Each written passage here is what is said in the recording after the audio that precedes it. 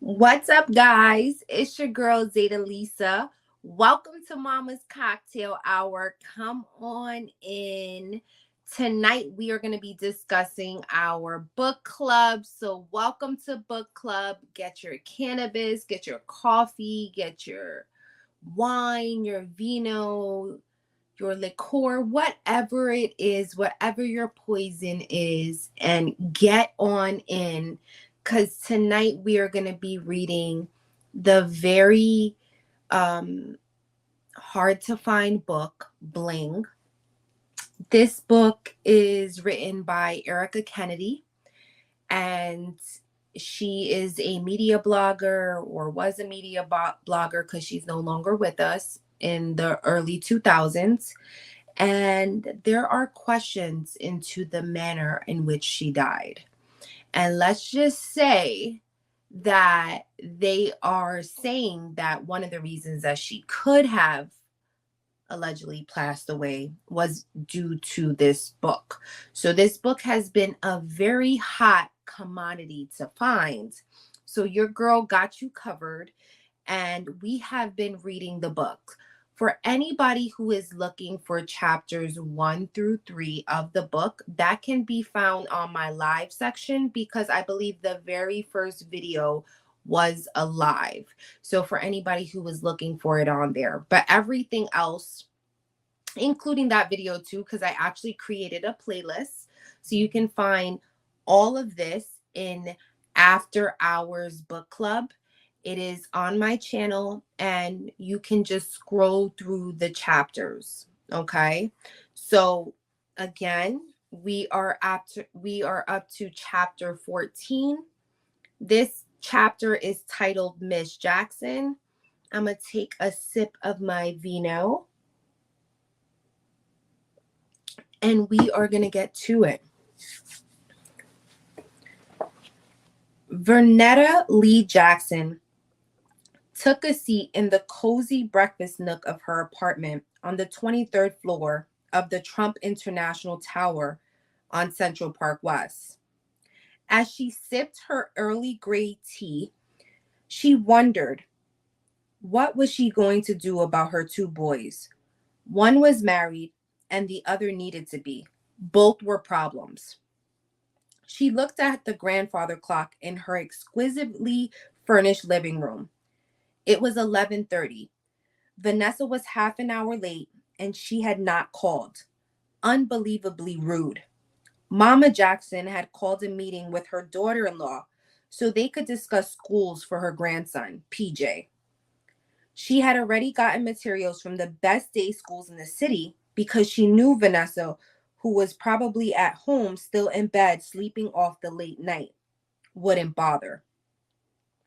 Alonzo, Vanessa's husband, was 34 and Lamont Jr. was almost 39. But they were still boys to her and they would always be. Whenever she heard other parents say they loved all their children the same, she would wonder if they were being truthful or just saying what needed to be said. Mama Jackson had said the same thing many times herself, but she wasn't being truthful. She played favorites, but kept it to herself. It wasn't that it wasn't just that Lamont was her first. He was her bright and funny as a baby walking at 9 months. Alonzo was still crawling on his first birthday and talking a few months later. It took Alonzo so long to utter a word she feared he might be retarded. Lamont's second word after mama, of course, was gimme. Mama Jackson thought of that now and laughed to herself. Gimme should have been his middle name instead of Lavelle. That inborn desire to possess things that served him well. He was bagging groceries at Key Foods on weekends, making $40 pocket change by age 10. He always knew how to get his hustle on. He was a good student and kept out of trouble, which took good negotiating skills living in Bed-Stuy. But he was also a big kid who didn't allow anyone to push him around. She wished she could have given her kids everything, but it was financially impossible. Her husband was always spending what little extra income they had on card games and the the like. But Lamont Sr. was a decent man, and he came home to her every night, which was a lot more than some women can say. She had put herself through nursing school at night while working at a hospital morgue during the day. She just had done clerical work, but the aura of death had gotten to her. After a while, she wanted to move upstairs where people still had a chance at life. No one in her family had ever gone on to higher education. Getting her nursing degree had been the biggest achievement of her life after giving birth to her boys. But she wanted more for her children. She'd hoped she'd be able to send them to prestigious colleges so that they could realize their dreams. She had gotten Lamont information on the best private schools and hoped he could get some student loans. But he decided to go to City College and save her the worry. He was always so thoughtful like that. Now look at him.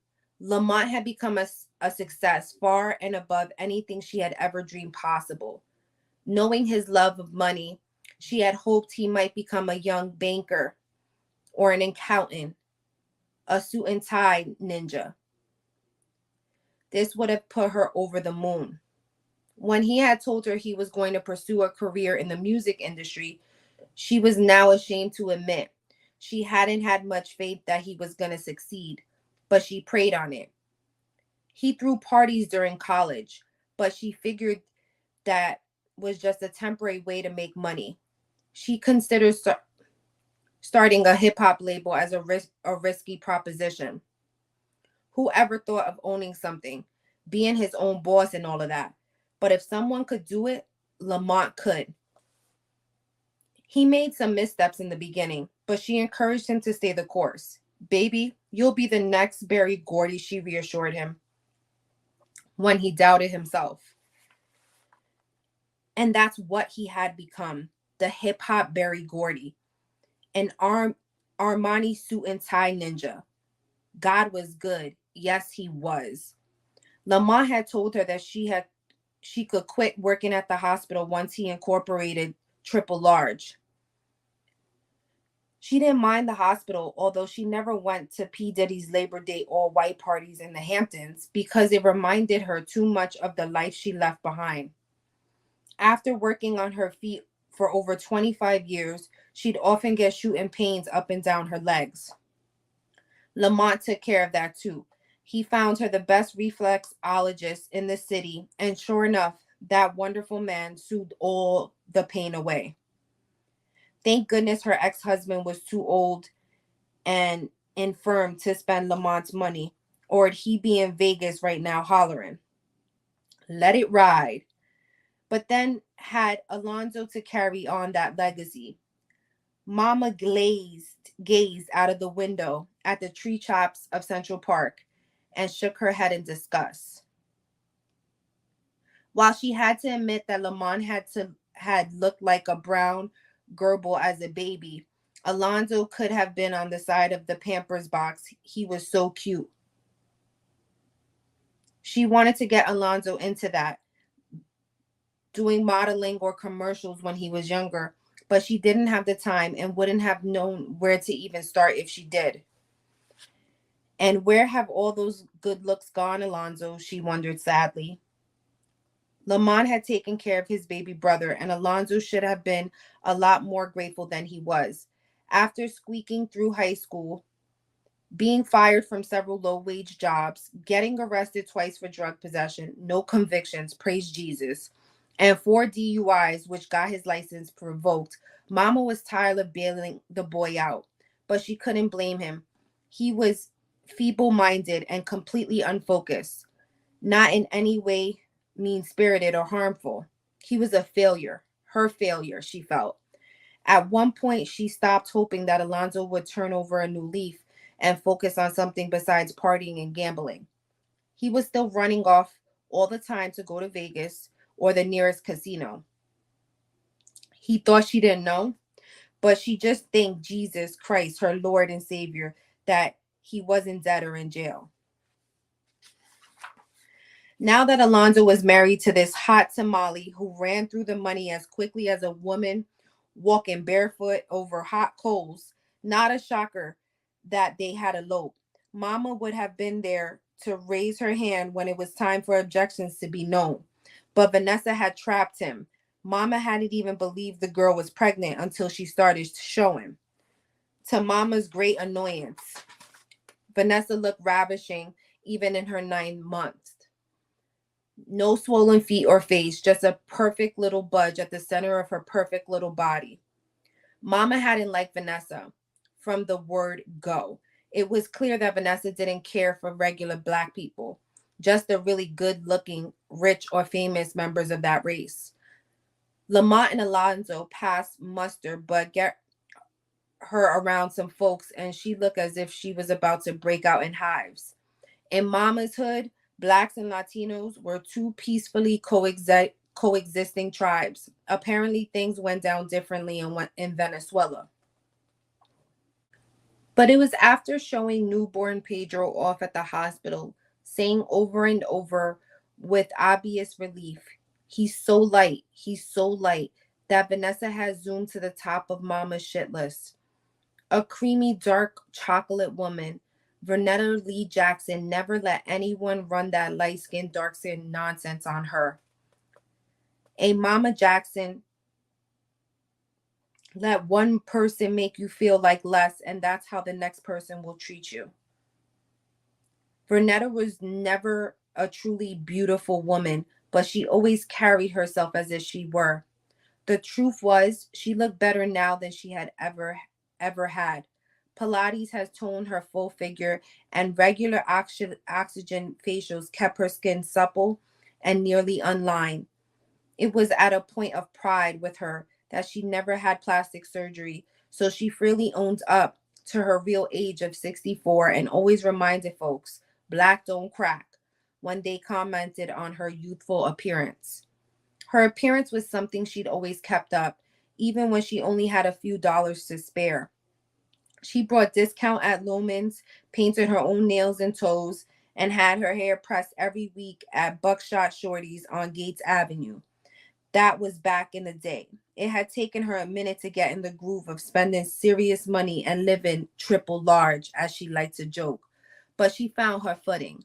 Now she shopped at galleries, Lafayette in Paris, and Bergdorf's when she was in New York, and had a standing Monday appointment at Georgette Klinger for a full day of beauty treatments, and her custom wigs made, all thanks to her darling Lamont.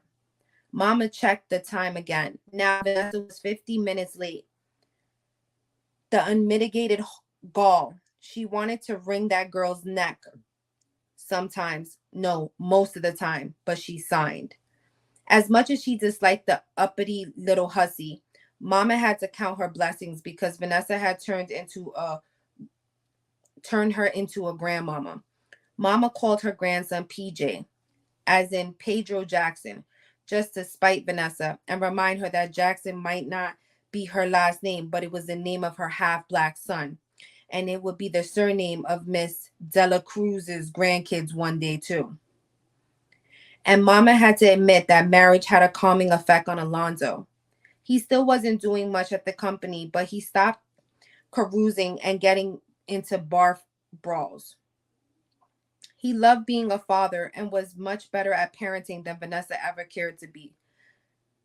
But he let his mujer punk his ass on the regular. Whatever Vanessa wanted, Vanessa got. Women, that was the weak spot for both her sons. Alonzo had already made his bed, but she could still keep Lamont from getting pickpocketed.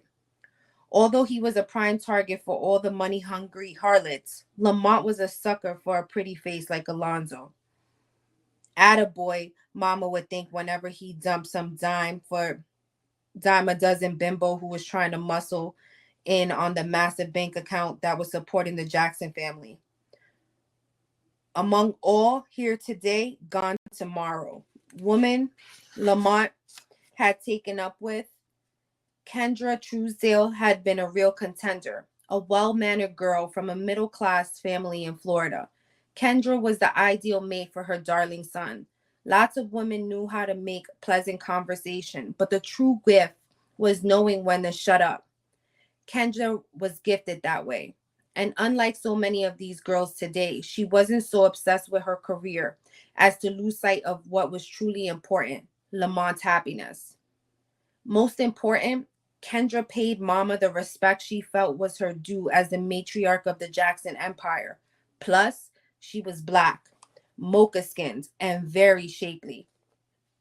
Her parents had come to visit a few times when Lamont and Kendra were an item. Boring small-town people, but they were decent and Mama liked them. She felt a bit sorry for Harold and Pat Truesdale because they seemed to have the false impression that Kendra was a big-time model actress when Mama had never seen her in a damn thing except for some rap videos, but she was trying. Mama really thought Lamont had found the one until he dumped the poor girl. When Mama asked why, he cryptically responded, "Never can tell." Kendra came to Mama for advice on getting him back soon afterward. She broke down in torture sobs and Mama went out to her. Lamont was such a stellar catch that the pain of having that slip through her fingers must have been unbearable. Mama told her, "Absent makes the heart grow fonder, sweetheart. Don't call him. Let him miss you." Some advice or so Mama thought, but after 8 months, Lamont didn't seem to be missing Kendra at all.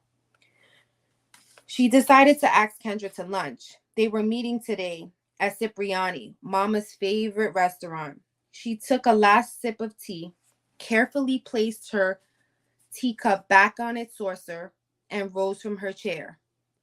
As for no-show Vanessa, when the money vacuuming drug fiend crawled out of her hole, she was going to get the tongue lashing of a lifetime, and Vanetta Lee Jackson was going to love every minute of it.